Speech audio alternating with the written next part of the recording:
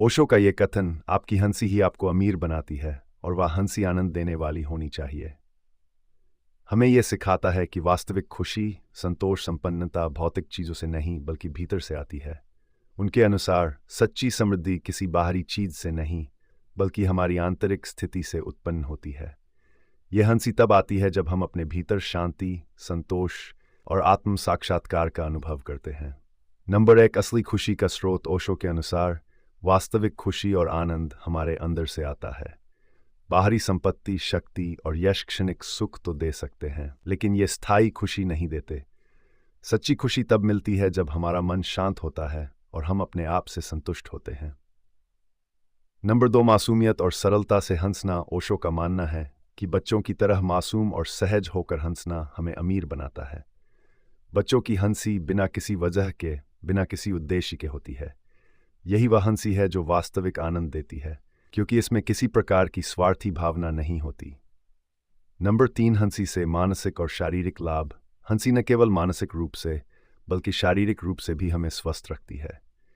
हंसने से तनाव दूर होता है, मन हल्का होता है और शरीर में सकारात्मक ऊर्जा का संचार होता है।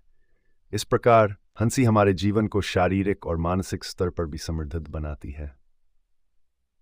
नंबर 4, भीतर से आनंद की अनुभूति। ओशो बताते हैं कि जब हम अपने अंदर की खुशी को अनुभव करते हैं तो यह हंसी खुद ही उत्पन्न होती है। इस प्रकार की हंसी और खुशी के लिए किसी बाहरी वस्तु, परिस्थिति या व्यक्ति की आवश्यकता नहीं होती। यह हमारे अस्तित्व का हिस्सा बन जाती है। नंबर 5, जुड़ाव का अनुभव। जब हम अपने भीतर की सच्ची हंसी का अनुभव करते हैं तो हम खुद से और अपने चारों ओर की चीज़ों से जुड़ाव महसूस करते हैं। ये जुड़ाव हमें एक गहरे स्तर पर दूसरों से जोड़ता है और हमें समाज के प्रति दयालु और प्रेमपूर्ण बनाता है। नंबर 6, अहंकार से मुक्ति। ओशो के अनुसार सच्ची हंसी तभी उत्पन्न होती है जब हम अपने अहंकार से मुक्त हो जाते हैं। अहंकार हमें चिंता, भय और प्रतिस्पर्धा में उलझाए रखता है, जबकि हंसी हमें इस सभी से मुक्त करती है और हमें वास्तविक खुशी का अनुभव कराती है। नंबर 7, जीवन के प्रति सकारात्मक दृष्टिकोण। हंसी से हमारा दृष्टिकोण सकारात्मक बनता है। जीवन में आने वाली कठिनाइयों और समस्याओं को भी हम सहजता और हल्केपन के साथ देख सकते हैं। यह सकारात्मक दृष्टिकोण हमें मानसिक रूप से मजबूत बनाता है। नंबर 8, आध्यात्मिक उन्नति। हंसी एक प्रकार की ध्यान की अवस्था भी हो सकती है।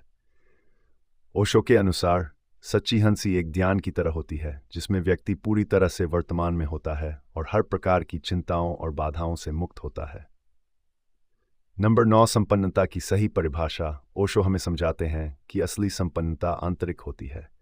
पैसे, शोहरत और बाहरी सफलता के बिना भी जो व्यक्ति सच्ची हंसी और संतोष का अनुभव कर सकता है, वही असली में अमीर है।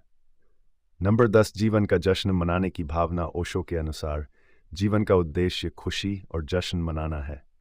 हमारी हंसी और आनंद इस बात के प्रतीक है कि हम अपने जीवन को पूरी तरह से जी रहे हैं और हर पल का आनंद ले रहे हैं। ओशो का ये कथन हमें अपने भीतर के स्रोतों से खुशी और संतोष पाने की प्रेरणा देता है। वास्तविक संपन्नता और अमीरी वही है जो हमें हंसी और आनंद के रूप में भीतर से प्राप्त हो। ऐसी हंसी जीवन को हल्का, सरल और खुशहाल बनाती है, जो किसी भी भौतिक संपत्ति से अधिक मूल्यवान होती है।